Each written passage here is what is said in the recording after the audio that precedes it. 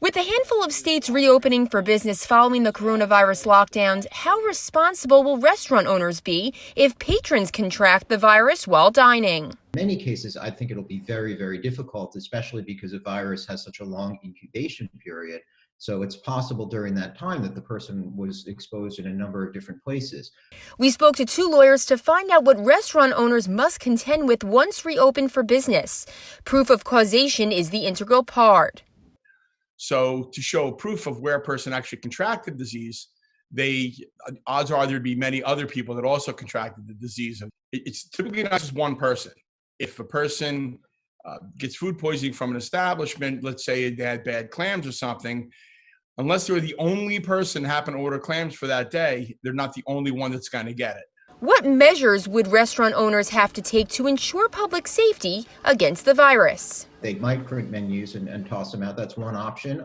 They might have menus with plastic covers that could be wiped down between uses. It might be, traditionally a lot of restaurants would put menus on a chalkboard and just display that, and people wouldn't actually touch it. So there are ways to do things that are less risky, and making sure that surfaces are clean and wiped down, wearing masks, having people stay at an appropriate distance apart from each other.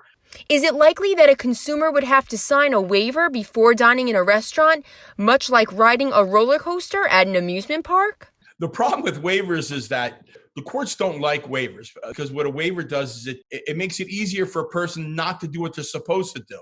Because if a person says, hey, let a person sign this, and then I don't have to worry about providing a safe environment for that person. It's much easier and cheaper for me to get someone to sign something. Amusement parks, there's statutory law. A person can't sign a waiver, and if the car comes off the rails on a roller coaster, that's not going to, the amusement park's not going to escape liability.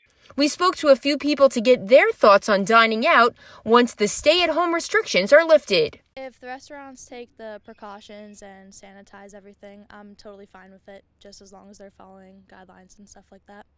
I think it's important for our small businesses to be able to flourish after this. I think they lost a lot, so I think it's important. I don't know how restaurants, if we're still going to be distance in restaurants, I think everyone's just going to be happy that they're open, ready to help them and stuff, but I think everyone's just going to be nervous about what's going on, what's touching what and stuff. So hospitality attorney Tom Janarone spoke about bar anticipation, a restaurant he has worked with for years in terms of social distancing.